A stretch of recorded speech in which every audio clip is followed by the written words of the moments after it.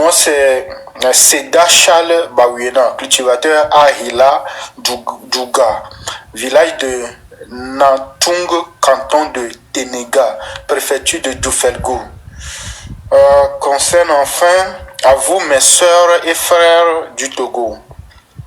Enfin, le 3 mai 2025, nous avons entendu et vu. Enfin, nous avons vu comment ils sont arrivés à leur fin, à leur limite, à la borne finale de leur pouvoir. Enfin, mes sœurs et frères, nous avons connu les figures même de ceux et celles qui se cachaient dans l'ombre et recevaient des enveloppes. Enfin, nous avons connu tous ceux-là qui ont assassiné l'âme de la nation togolaise. Ce jour, nous avons eu honte devant nos frères africains. Enfin, nous avons vu unir un fruit trop mûr dans l'arbre, tomber et s'affaisser en pourriture. Enfin, nous avons vu tous ceux-là qui n'ont jamais voulu entendre toutes les voix qui se levaient à travers tout le Togo pour leur dire de ne plus franchir le Rubicon constitutionnel togolais. Un auteur dirait d'eux, je cite, qu'il n'y a pas plus sourd que celui qui ne veut pas attendre, fin de citation. Et au pape François de dire que, je cite, celui-là est un ennemi, fin de citation. Mais moi, je dirais, comme ma mère qui avait l'habitude de me dire, je cite, je parle et tu n'entends pas. Es-tu mort? Fin de citation. Ils se sont révélés ce monde dont parlait ma mère. Cette mort de quelqu'un qui est encore vivant est très significative dans ma vie de travail agro-pastoral. En effet, quand je me plaignais de quelqu'un qui se comportait mal dans sa vie, le sage Bassanté m'interpellait. Penses-tu que nous tous qui circulons sur la surface de cette terre, sommes-nous tous des vivants? S'interroge-t-il.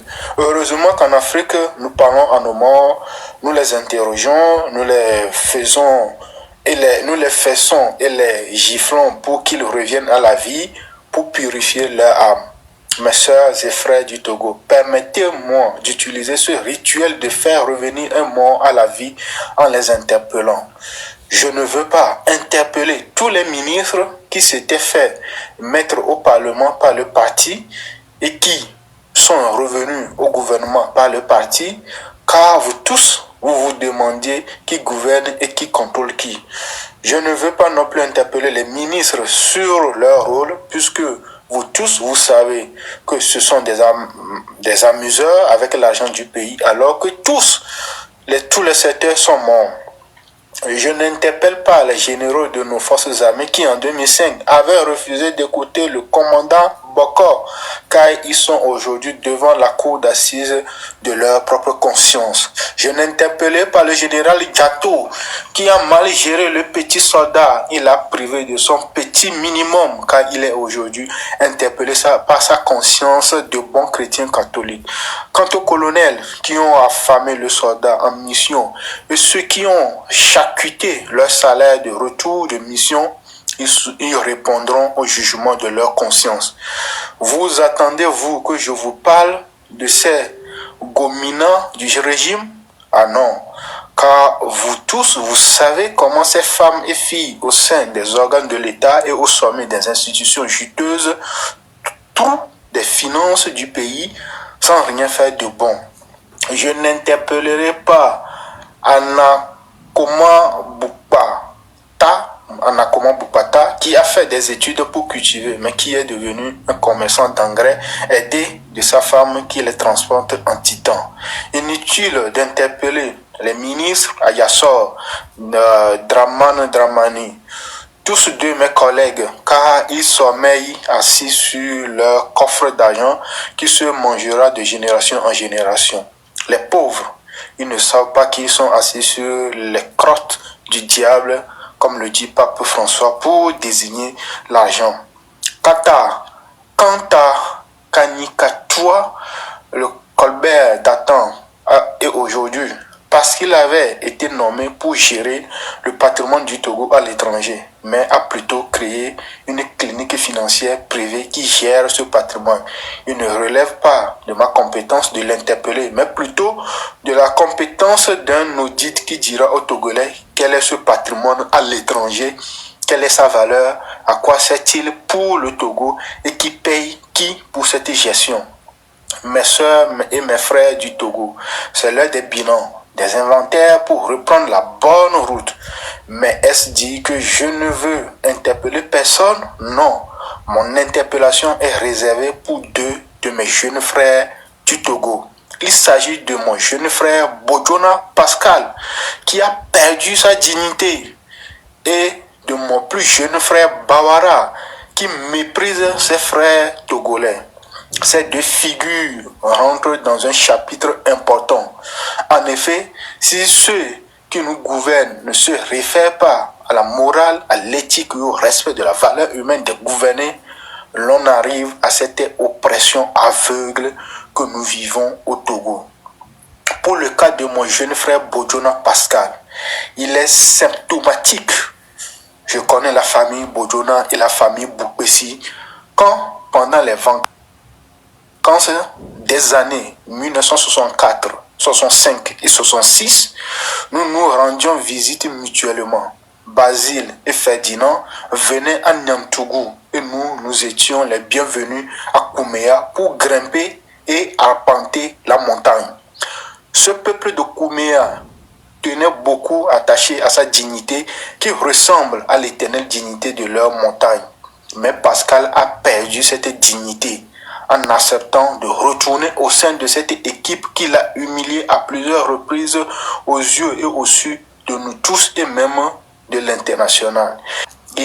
Il a fabriqué un président, il a défendu à tort ou à raison contre vents et marées pendant des années, et aujourd'hui, le fait qu'il accepte que l'on l'enferme dans un cabinet, bouche cousue, pour un soi-disant nouveau départ du Togo, s'appelle perte de dignité.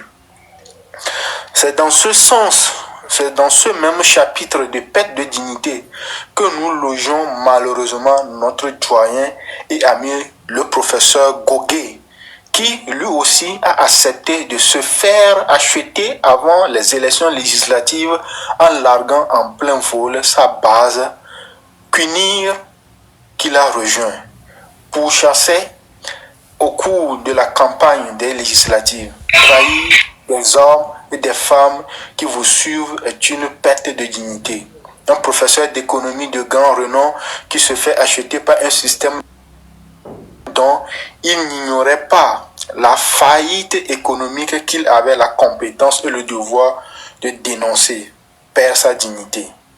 C'est ce manque de courage de vivre digne dans la pauvreté qui fait durer ce régime que Monseigneur Chrétien Bakbessi qualifiait de diabolique. Le diable est un mal absolu, mais ce mal que UNIR représente aujourd'hui pour le Togo est à sa borne limite. Et l'espoir de tout Togolais, c'est de se rendre à l'évidence du bien qui finit toujours par triompher du mal. Quant à notre tout jeune frère Bawara, le bouillon du système sulfureux, uni qui pêche par une inconscience ignorante, il fait partie de ceux du système qui ont déstabilisé les structures de l'État pour mieux utiliser d'énormes finances sans contrôle. Finances qu'il loge à la présidence, alors qu'il est ministre de la fonction publique depuis un longtemps déjà, dit-on, avec des bénévoles et des volontaires qui dépassent dans certains services de l'État le nombre des fonctionnaires. Il court partout et dans tous les sens, jouant dans la préfecture de Toufelgou, le super ministre de tout. Il se fait à la fois ministre des Travaux publics, ministre des Finances et ministre de l'Agriculture, etc., etc. Comme il ne sait pas qu'il ne sait pas la réalité du terrain, la réalité du terrain lui parle. En matière de travaux publics, les morceaux de route bitumés sont défectueux. C'est de même pour les ponts et rigoles. Les techniciens murmurent qu'on leur demande de reprendre les travaux, mais avec quelle technicité? En agriculture, les ZAP ne marchent pas. C'est l'échec, à commencer par la première ZAP de Sioux, qui est aussi la première qui n'a jamais marché. Mais cela n'empêche pas Bawara à réunir les chefs cantons, à les payer à la fin des réunions en exigeant l'implantation des nouvelles ZAC. Mon jeune frère Bawara ignore que toute formule conçue par des experts dans un bureau d'une capitale ne marche pas sur le terrain. C'est aussi le cas des agropoles que mon jeune frère cite comme un trophée de régime alors qu'il ne sait pas que l'agropole est morte et enterrée sous les herbes de sa base. En sa qualité de ministre de la Santé, il annonce des projets de modernisation de l'hôpital de Niamtougou, alors qu'il ne sait pas que c'est un dépotoir sans client malgré 1000 projets qui l'ont modernisé. Le colonel Sony, qui a eu à moderniser cet hôpital une fois, lui en parlera s'il veut bien.